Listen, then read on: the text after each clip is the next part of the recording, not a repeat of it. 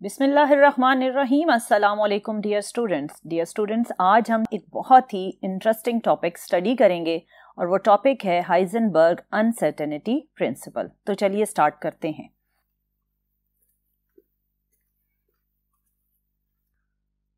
Dear students, जैसा कि मैंने आपको बताया कि आज का टॉपिक हमारा बहुत ही इंटरेस्टिंग टॉपिक है और टॉपिक का टाइटल है Heisenberg uncertainty principle. Dear student, इससे पहले कि मैं आपको ये बताऊं कि हाइजेनबर्ग साइंटिस्ट किन वेरिएबल्स की मेजरमेंट में अनसर्टेनिटी का जिक्र कर रहे हैं, हम इससे पहले थोड़ा सा अनसर्टेनिटी टर्म को समझ लेते हैं कि आखिर कौन सी ऐसी मेजरमेंट्स होती हैं जिनको अगर आप कैलकुलेट कर रहे हो तो आप अनसर्टेनिटी की टर्म को यूज करेंगे। इसके लिए हम एक छोटा सा थॉट एक्सपेरिमेंट करते हैं और इस एक्सपेरिमेंट में हमारे दो कैरेक्टर हैं, एक है सारा और दूसरा है मिसेस मार्टिन का।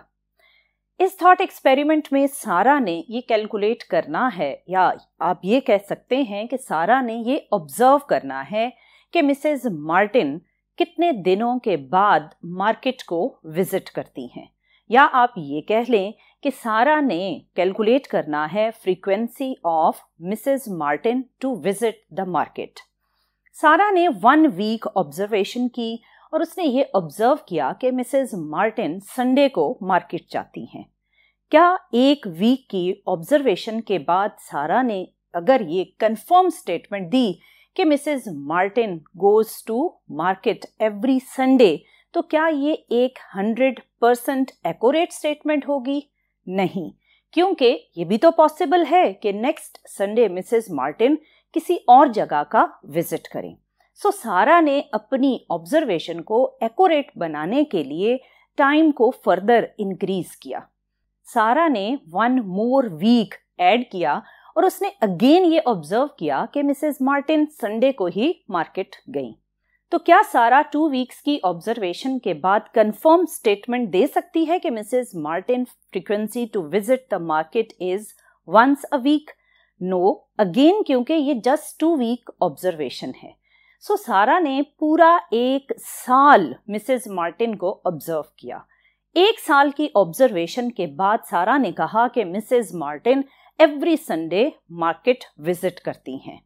तो क्या अब सारा 100% कंफर्म्ड स्टेटमेंट दे पाएगी? नहीं, क्योंकि ये अगेन पॉसिबल है कि नेक्स्ट संडे जब सारा ऑब्जर्व करे तो मिसेस मार्टिन मार्केट ना जाएं, वो अपने किसी रिलेटिव के घर विजिट पर चली जाएं। सो अगर सारा ने मिसेस मार्टिन की फ्रीक्वेंसी टू विजिट मार्केट को 100% कंफर्म करना है तो फिर टाइम को इन्फिनिट होना पड़ेगा। सो एक इन्फिनिट टाइम ऑब्जर्वेशन के बाद सारा ये कह पाएगी कि मिसेस मार्टिन की फ्रीक्वेंसी 100% कंफर्म स्टेटमेंट के अकॉर्डिंग क्या है। सो डियर स्टूडेंट, आपने देखा कि अगर सारा ने मिसेस मार्टिन की फ्रीक्वेंसी को एक्यूरेट ऑब्जर्व करना है तो टाइम के फैक्टर को एक बहुत ह्यूज अमाउंट में इंक्रीज होना पड़ेगा। टाइम बहुत ज्यादा इंक्रीज होगा तो फ्रीक्वेंसी उतनी ही एक्यूरेट होती जाएगी। इस टाइप के वेरिएबल जिसमें एक वेरिएबल को एक्यूरेट होने के लिए दूसरे वेरिएबल को उतना ही ह्यूज अमाउंट या उतना ही अनसर्टन होना पड़ता है। इस टाइप ऑफ ऑब्जर्वेशन में फ्रीक्वेंसी और टाइम पीरियड दोनों कहलाते हैं कॉन्जुगेट वेरिएबल्स, या इन दोनों वेरिएबल्स की मेजरमेंट को आप एक अनसर्टन मेजरमेंट के अकॉर्डिंग लिखेंगे, जिसमें एक वैल्यू जितनी सर्टन होती जाएगी दूसरी वैल्यू उतनी ही बिगर और अनसर्टन होती जाएगी। डियर स्टूडेंट, इसी तरह अगर आप एटॉमिक पार्टिकल में जाएं तो वहां पर भी कुछ वेरिएबल्स ऐसे होते हैं जिनकी मेजरमेंट में आपको कुछ इसी तरह की अनसर्टेनिटीज का सामना करना पड़ता है। वो वेरिएबल्स क्या हैं उनको भी समझने से पहले आप एक छोटी सी एग्जाम्पल कंसिडर करें। डियर स्टूडेंट, अगर आपको कहा जाए कि जो व्हाइट कलर का चॉक होता है उस चॉक के छोटे से छोटे पीस को आप प्लेस करें और ऑब्जर्व करें, तो क्या ये पॉसिबल है? अगर मुझे ये चॉइसेस दी जाएं तो मैं ये कहूंगी कि अगर व्हाइट कलर के चॉक के पीसेस हैं तो मुझे ब्लैक कलर का बैकग्राउंड दिया जाए ताकि उसके ऊपर जब छोटे छोटे पीसेस को प्लेस किया जाए तो मेरे लिए उनको ऑब्जर्व करना आसान होगा। सो इसका मतलब यह है कि जब आपने स्मॉलर पार्टिकल्स को ऑब्जर्व करना होगा तो कोई ना कोई आपको चॉइस ऐसी सेलेक्ट करनी पड़ेगी जिससे आप उसकी पोजीशन को एक्यूरेटली मेजर कर सकें। सो मैंने सिलेक्शन की कि मुझे ब्लैक कलर का बैकग्राउंड दे। अगर आपके माइंड में कोई और सिलेक्शन आती है तो you can go according to that selection. Dear student, अगर मैं आपसे कहूं कि आप इलेक्ट्रॉन को ऑब्जर्व करें तो इलेक्ट्रॉन एक बहुत ही छोटा पार्टिकल है। सो नॉर्मली तो वो हमें नजर नहीं आता। सो हमें सपोज करना पड़ेगा कि ये हमारे पास एक इलेक्ट्रॉन है, क्योंकि जब तक हम एक इलेक्ट्रॉन को सपोज नहीं करेंगे तो ऑब्वियसली हम बात को समझ नहीं पाएंगे। सपोज ये इलेक्ट्रॉन है। अब आपने इस एक स्मॉल पार्टिकल को ऑब्जर्व करना है तो मैं आपको डिफरेंट वेवलेंथ की लाइट्स देती हूं और मैं आपसे पूछती हूं कि आप इन डिफरेंट वेवलेंथ्स में से किस वेवलेंथ को प्रेफर करेंगे टू ऑब्जर्व द इलेक्ट्रॉन।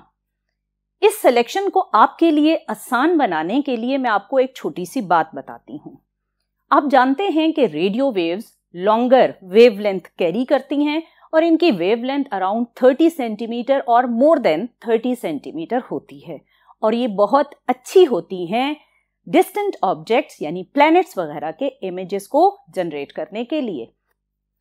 लेकिन अगर आप इन्हीं रेडियो वेव्स को अपने फेस के इमेज के लिए यूज करें तो इन रेडियो वेव्स की वेवलेंथ है लॉन्गर वेवलेंथ और ये पुअर फोकसिंग पावर कैरी करती हैं, जिसकी वजह से इस लॉन्गर वेवलेंथ की वजह से आपके फेस का इमेज कुछ इस तरह ब्लर्ड इमेज बनेगा। अगर आप इस ब्लर्ड इमेज को क्लियर इमेज में कन्वर्ट करना चाहें तो इस वेवलेंथ को आप शॉर्टर वेवलेंथ में ट्रांसफॉर्म करें। वेवलेंथ जैसे ही शॉर्टर होती गई आपके फेस का इमेज क्लियर बनना शुरू हो गया। इसका मतलब कि अगर आपने क्लियर इमेज जनरेट करना है तो आपको स्मॉल वेवलेंथ की रिक्वायरमेंट होगी।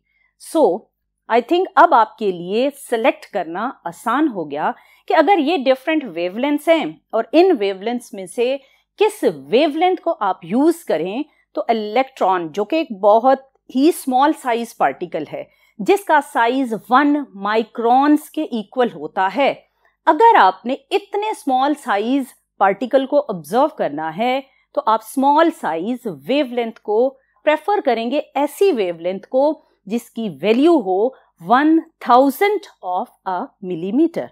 1000 ऑफ अ मिलीमीटर का मतलब है 10 to power -3 मिलीमीटर। अगर आप इस वेवलेंथ को प्रेफर करेंगे तो आप इलेक्ट्रॉन का एक क्लियर इमेज जनरेट कर सकेंगे। आप कैसे इमेज जनरेट करेंगे अब वो ऑब्जर्व करते हैं।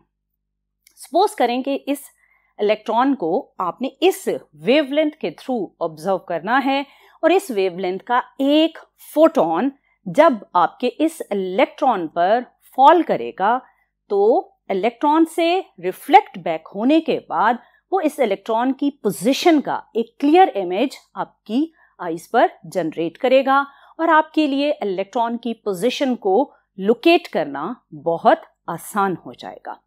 लेकिन आपने एक चीज ऑब्जर्व की इसमें कि जब फोटोन ने इलेक्ट्रॉन को हिट किया तो इलेक्ट्रॉन एक ह्यूज वेलोसिटी चेंज के साथ मूव कर गया, या आप ये कह सकते हैं कि इस फोटोन ने जब इलेक्ट्रॉन को हिट किया तो इलेक्ट्रॉन ने एक ह्यूज काइनेटिक एनर्जी गेन कर ली। इससे क्या चेंज आएगा? डियर स्टूडेंट, इस केस में जब इलेक्ट्रॉन एक ह्यूज वेलोसिटी के साथ मूव करेगा तो अब अगर मैं आपसे एक और क्वेश्चन पूछूं कि इस फोटोन ने जो रिफ्लेक्ट बैक हुआ और एक क्लियर इमेज बनाया, क्या ये फोटोन आपको इलेक्ट्रॉन की वेलोसिटी या मोमेंटम की क्लियर इंफॉर्मेशन देगा? तो इसका आंसर है नो। और इसकी वजह यह है कि जब फोटोन इलेक्ट्रॉन को हिट कर रहा था तो इस फोटोन की वेवलेंथ की वैल्यू बहुत ही छोटी थी और आप एनर्जी और वेवलेंथ की इस इक्वेशन को बहुत अच्छी तरह पढ़ चुके हैं। इसके अकॉर्डिंग एनर्जी और वेवलेंथ इनवर्सली प्रोपोर्शनल हैं। सो अगर इस फोटोन की वेवलेंथ बहुत ही छोटी थी तो इस फोटोन के पास एनर्जी बहुत ही ज्यादा थी। सो इस ह्यूज एनर्जी की वजह से जब इस फोटोन ने इलेक्ट्रॉन को हिट किया तो इलेक्ट्रॉन की वेलोसिटी की वैल्यू बहुत ह्यूज अमाउंट में चेंज हो गई। वेलोसिटी के चेंज होने का मतलब है कि मोमेंटम भी बहुत ही ह्यूज अमाउंट में चेंज हो गया, क्योंकि मोमेंटम होता है product of mass and velocity. So इसका मतलब ये कि इस फोटोन की हेल्प से जब हमने इलेक्ट्रॉन के इमेज को फोकस किया तो वो तो बहुत अच्छा फोकस हुआ और हमने इलेक्ट्रॉन की पोजीशन को बहुत ही एक्यूरेटली कैलकुलेट कर लिया। लेकिन ये फोटोन इलेक्ट्रॉन की वेलोसिटी को, मोमेंटम को बहुत ज्यादा चेंज कर देता है, जिसकी वजह से इस फोटोन की हेल्प से मोमेंटम की कैलकुलेशन सही नहीं हो पाती। इसका मतलब ये कि ये फोटोन पोजीशन को तो बहुत सर्टेनली मेजर करता है, लेकिन मोमेंटम को साथ ही साथ बहुत ज्यादा अनसर्टेनिटी की तरफ ले जाता है। तो फिर मोमेंटम को मेजर करने के लिए हमें कैसा फोटोन यूज करना पड़ेगा? डियर स्टूडेंट, मोमेंटम को मेजर करने के लिए हमें वो फोटोन यूज करना पड़ेगा जिसकी एनर्जी की वैल्यू कम हो। सो जब आप एक लो एनर्जी फोटोन यूज करेंगे तो ये फोटोन इलेक्ट्रॉन को हिट करके बाउंस बैक होकर जब आएगा तो इलेक्ट्रॉन की पोजीशन में थोड़ा सा ही चेंज हुआ, और इस चेंज इन पोजीशन से आप कैलकुलेट करेंगे बड़ी आराम से वेलोसिटी की वैल्यू और फिर मोमेंटम की वैल्यू। लेकिन आपने देखा कि इस सिचुएशन में आपको जो इलेक्ट्रॉन के इमेजेस नजर आ रहे हैं वो ब्लर्ड इमेजेस हैं। सो ये फोटोन अगर रिफ्लेक्ट होकर आएगा तो आपको इलेक्ट्रॉन का क्लियर इमेज नहीं दे पाएगा, लेकिन इस फोटोन के पास उसकी वेलोसिटी का डाटा कंपैरेटिवली बहुत एक्यूरेट होगा। सो इस केस में जब फोटोन की वेवलेंथ बिगर थी तो उसकी एनर्जी कम थी। सो जब आपने मोमेंटम को एक्यूरेटली मेजर करना है तो आपका फोटोन एक लॉन्गर वेवलेंथ कैरी करेगा, लो एनर्जी कैरी करेगा, जिसकी वजह से पोजीशन एक्यूरेटली डिटरमिन नहीं होगी, क्योंकि इस फोटोन की पुअर फोकसिंग पावर होगी। लेकिन ये फोटोन कम एनर्जी कैरी करते हुए इलेक्ट्रॉन की वेलोसिटी को एक्यूरेटली डिटरमिन करेगा, जिससे आप उसका मोमेंटम एक्यूरेटली मेजर कर सकेंगे। सो इस फोटोन की हेल्प से आप मोमेंटम की कैलकुलेशन में सर्टेन होंगे, लेकिन पोजीशन की मेजरमेंट में आप अनसर्टेन हो जाएंगे। सो ये वो दो डिफरेंट सिचुएशंस थी जिनमें आपने फोटोन की वेवलेंथ एंड एनर्जी को वेरी करते हुए इलेक्ट्रॉन की पोजीशन को एक दफा बहुत एक्यूरेटली डिटरमिन किया और एक दफा आपने मोमेंटम को बहुत ही एक्यूरेटली डिटरमिन किया। डियर स्टूडेंट, ये तो एक सब एटॉमिक पार्टिकल इलेक्ट्रॉन की बात थी। आप यही चीज फर्स्ट ईयर में किए जाने वाले यंग्स डबल स्लिट एक्सपेरिमेंट में फोटॉन्स के लिए भी ऑब्जर्व कर सकते हैं।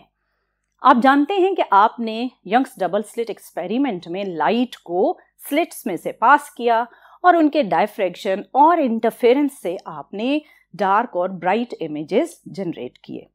हम उसी यंग्स डबल स्लिट एक्सपेरिमेंट की जस्ट एक स्लिट को कंसिडर करते हैं। आपने देखा कि अभी हमने स्लिट साइज बहुत ही बिगर रखा हुआ है। अब इस स्लिट में से जब ये मल्टीपल फोटॉन्स पास करेंगे तो अगर आपसे पूछा जाए कि इन फोटॉन्स की वेलोसिटी का डायरेक्शन क्या है, तो आप बड़े आराम से बता सकते हैं कि ये सारे फोटॉन्स इस डायरेक्शन में मूव कर रहे हैं। सो अगर आप इन फोटॉन्स की वेलोसिटी को एक बहुत ही सर्टेन वे में एक्सप्लेन कर सकते हैं तो इसका मतलब कि आप इन फोटॉन्स के मोमेंटम को भी बहुत ही सर्टेनिटी के साथ एक्सप्लेन कर पाएंगे। सो इस केस में आपने बहुत accurately velocity and then momentum calculate किया। लेकिन अगर आपसे इसी सिचुएशन में ये पूछा जाए कि इन फोटॉन्स की पोजीशन क्या है, तो आपने देखा कि स्लिट साइज बहुत बिगर था। सो आप पोजीशन ऑफ फोटॉन बताते हुए अनसर्टन होना शुरू हो जाएंगे, क्योंकि अगर आप ये कहें कि फोटॉन इस पोजीशन से क्रॉस हुए तो एक्यूरेट, और अगर आप कहें कि फोटॉन इस पोजीशन से या इस पोजीशन से या इस पोजीशन से क्रॉस कर रहे हैं तो ये सारी करेक्ट पॉसिबिलिटीज हैं। लेकिन फिर इनमें से कौन सी एक एक्यूरेट है ये बताने में आप अनसर्टन हो जाएंगे, क्योंकि इस सिचुएशन में मल्टीपल पाथवेज हैं for photons, so you are not certain about the position of photon, but you are certain about the velocity and then momentum of the photon. So इस situation में आपने momentum accurate और position को आप accurate नहीं बता सकते। So position को accurate बताने के लिए हम क्या करेंगे? हम इस slit size को narrow कर देंगे। Slit size आपने narrow किया, अब जब इसमें से फोटॉन पास कर रहे हैं तो डायफ्रैक्शन का प्रोसेस बहुत ज्यादा प्रोमिनेंट हो जाएगा। जैसे ही डायफ्रैक्शन हुआ तो फोटॉन्स अब वेलोसिटी किसी एक डायरेक्शन में नहीं, मल्टीपल डायरेक्शंस में कैरी करेंगे। अब अगर आपसे वेलोसिटी के बारे में क्वेश्चन किया जाए तो आप कंफ्यूज हो जाएंगे, क्योंकि Now photons are having multiple directions of velocity. तो फिर इन डायरेक्शंस में से कौन सा एक्यूरेट है ये आप नहीं बता पाएंगे। सो इस सिचुएशन में आप वेलोसिटी को एक्यूरेट बताते हुए डाउटेड हो जाएंगे। सो आप इस सिचुएशन में मोमेंटम को एक्यूरेटली डिस्क्राइब नहीं कर पाएंगे। लेकिन अब अगर आपसे ये पूछा जाए कि इन फोटॉन्स की पोजीशन क्या है तो आप बड़े आराम से बता सकते हैं कि this is the position of photon from where they are passing, क्योंकि यहाँ पर स्लिट साइज बहुत ही नैरो है। सो फोटॉन के मूव करने या यहाँ से क्रॉस करने की चॉइस ही जस्ट वन है। सो आप पोजीशन ऑफ फोटॉन बहुत सर्टेनिटी के साथ बताएंगे, बट मोमेंटम को बताते हुए आप अनसर्टन हो जाएंगे। सो डियर स्टूडेंट, इस एक्सपेरिमेंट में भी आपने यही चीज ऑब्जर्व की कि आप जब एक फोटॉन की पोजीशन और मोमेंटम को एक ही वक्त में मेजर करते हैं तो आप एक वेरिएबल को अगर एक्यूरेट कैलकुलेट कर रहे हैं तो दूसरे वेरिएबल के बारे में आप उतने ही इनएक्यूरेट या अनसर्टन होना शुरू हो जाते हैं। इस टाइप की मेजरमेंट को हाइजेनबर्ग ने एक्सप्लेन किया अपने हाइजेनबर्ग अनसर्टेनिटी प्रिंसिपल में। डियर स्टूडेंट, हमने इलेक्ट्रॉन के बारे में ये पढ़ा कि इलेक्ट्रॉन की अगर आप पोजीशन और मोमेंटम को एक ही वक्त में एक्यूरेटली मेजर करना चाहें तो ये पॉसिबल नहीं है। आप एक वक्त में सिर्फ एक ही वेरिएबल को एक्यूरेटली डिटरमिन कर सकते हैं। डियर स्टूडेंट, अब इस सारी बात को अगर हम मैथमेटिकली ट्रांसफॉर्म करें तो हमने ये ऑब्जर्व किया कि इलेक्ट्रॉन की पोजीशन तब एक्यूरेटली डिटरमिन होगी जब वेवलेंथ ऑफ फोटॉन बहुत ही स्मॉल होगी। इसका मतलब जितनी वेवलेंथ स्मॉल होगी उतनी पोजीशन मेजरमेंट एक्यूरेट होगी, और जितनी वेवलेंथ बिगर होगी उतनी ही पोजीशन मेजरमेंट में आप इनएक्यूरेट होंगे या अनसर्टेनिटी बहुत ही ज्यादा हो जाएगी। सो अगर मैं लिखूं डेल्टा एक्स तो इसमें डेल्टा एक्सप्लेन करता है अनसर्टेनिटी को, एक्स एक्सप्लेन करता है पोजीशन को। तो इसका मतलब uncertainty in position directly depends on wavelength. If wavelength is shorter, uncertainty in position is also shorter. अगर वेवलेंथ बिगर है तो अनसर्टेनिटी इन पोजीशन भी उतनी ही बिगर हो जाएगी। इसका मतलब कि अनसर्टेनिटी इन पोजीशन डायरेक्टली प्रोपोर्शनल है वेवलेंथ के। अब अगर मैं मोमेंटम की बात करूं तो डेल्टा पी, इसमें डेल्टा अगेन अनसर्टेनिटी और पी इंडिकेट करता है मोमेंटम को। सो अनसर्टेनिटी इन मोमेंटम का वेवलेंथ के साथ क्या रिलेशनशिप होगा? जैसा कि मैंने आपको बताया था कि अगर आपने velocity which means momentum of electron accurately measure करना है तो आप लो एनर्जी फोटॉन प्रेफर करेंगे, और एनर्जी लो होने का मतलब है कि उसकी वेवलेंथ बहुत ही बिगर होगी। सो जब आपने लॉन्गर वेवलेंथ यूज की तो अनसर्टेनिटी इन मोमेंटम कम हो गई, और जब आपने शॉर्टर वेवलेंथ यूज की तो अनसर्टेनिटी इन मोमेंटम इंक्रीज हो गई, which means uncertainty in momentum and wavelength they are inversely proportional। क्योंकि वेवलेंथ बढ़ती है तो अनसर्टेनिटी इन मोमेंटम कम हो जाती है, और वेवलेंथ कम होती है तो अनसर्टेनिटी इन मोमेंटम उतनी ही ज्यादा हो जाती है। So delta p is inversely proportional to wavelength. So इन दो इक्वालिटीज को अगर आप कंबाइन करें तो ये बनेगा delta X into delta P proportional to lambda over lambda. अगर आप इसको इक्वालिटी में कन्वर्ट करें तो ये आएगा delta x delta p equals to constant, क्योंकि लेमडा और लेमडा कैंसिल हो जाएंगे। इस कांस्टेंट की वैल्यू होती है h ओवर 2 पाई। इसको ज्यादा एक्यूरेट बनाने के लिए हाइजेनबर्ग ने इसके इक्वालिटी के सिंबल को इस फॉर्म में कन्वर्ट किया या ट्रांसफॉर्म किया, तो ये बना delta X into delta P greater than और इक्वल टू h ओवर 2 पाई। इसमें जो राइट हैंड साइड पर फैक्टर है h ओवर 2 पाई, इसे सिंपली h कट भी लिखा जाता है। अगर आप कुछ एडवांस बुक्स देखें तो वहां पर h कट की वैल्यू h ओवर 4 पाई भी आपको मिलेगी, लेकिन क्योंकि हमारी बुक्स में इसकी वैल्यू h ओवर 2 पाई है, सो हम उसे h ओवर 2 पाई के ही अकॉर्डिंग स्टडी करेंगे। इसमें h है प्लैंक्स कांस्टेंट, जिसकी वैल्यू है 6.63 into 10 to power minus 34 joule second, और आप जब इसको 2 पाई से डिवाइड करेंगे तो ये बनेगा 1.05 into 10 to power minus 34। Dear student, ये तो था पोजीशन और मोमेंटम की अनसर्टेनिटी का रिलेशनशिप। यहीं से हाइजेनबर्ग ने हमें एनर्जी और टाइम से रिलेटेड भी अनसर्टेनिटी बताई। वो क्या थी? उसके लिए सपोज करें कि ये एक इलेक्ट्रॉन है, आप इसकी एनर्जी को मेजर करना चाहते हैं। आपने इस पर फोटोन को फॉल किया और रिफ्लेक्टेड फोटोन से आपने इसकी एनर्जी की कैलकुलेशन करनी है। अब अगर मैं आपसे पूछूं कि जिस मोमेंट पर फोटोन ने इलेक्ट्रॉन को हिट किया और हिट करने के बाद वो दोबारा आपकी आई में एंटर हुआ, तो इन दो मोमेंट्स के बीच में क्या कोई टाइम गैप इन्वॉल्व है? तो यकीनन आपका आंसर होगा यस।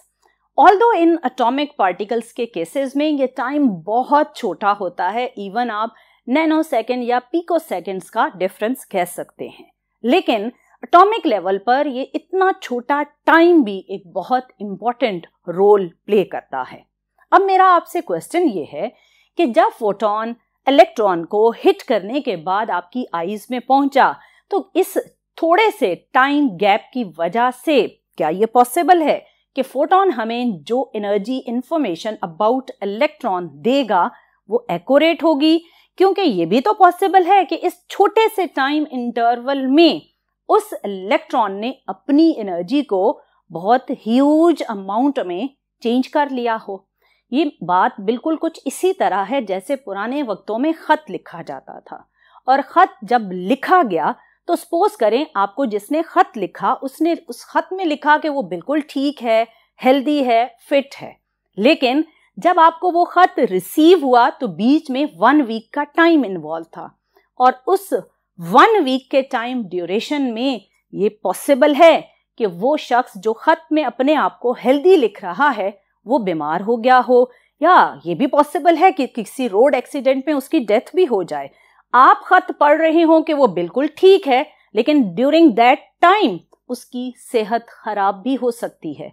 बिल्कुल इसी तरह इलेक्ट्रॉन को जब फोटोन हिट करके आपकी आई में पहुंचता है तो वो जो एक छोटा सा टाइम इन्वॉल्व है, उस टाइम में इलेक्ट्रॉन अपनी एनर्जी को ह्यूज अमाउंट में चेंज भी कर सकता है।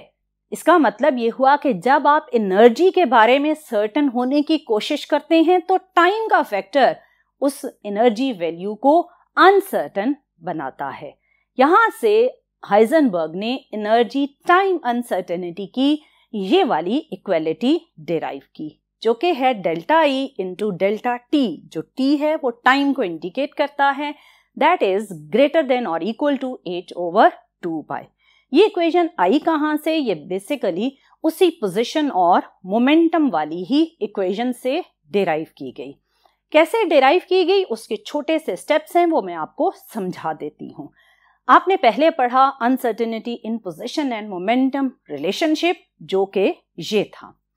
इसमें डेल्टा एक्स को अगर मैं इस equation s is equal to v t के अकॉर्डिंग लिखूं तो डेल्टा एक्स इक्वल होगा c डेल्टा t के।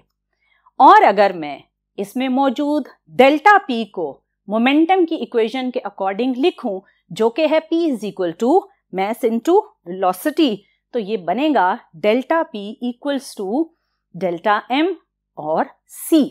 क्योंकि हम एटॉमिक पार्टिकल्स की बात कर रहे हैं तो उनकी स्पीड को approachable to speed of light लिया जाता है।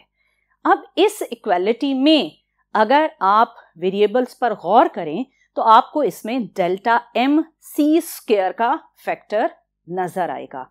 और आप आइंस्टाइन की एनर्जी मास इक्वेशन को जानते हैं, जो कि है E equals to mc square. So इस इक्वेशन के अकॉर्डिंग ये factor delta mc square convert हो जाएगा डेल्टा E में, और साथ क्या आ रहा है? Delta t।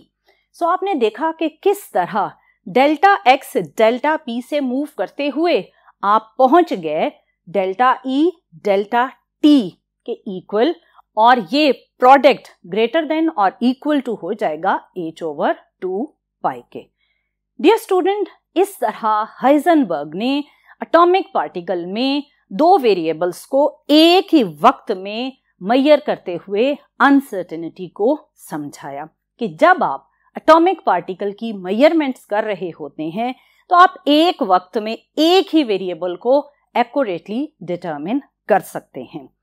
सो डियर स्टूडेंट, अगर हम इस सारी बात को समराइज करें तो हाइजेनबर्ग अनसर्टेनिटी प्रिंसिपल के according it is impossible to measure position and momentum of an electron simultaneously, which means एक वक्त में position और momentum दोनों को accurately determine करना possible नहीं है।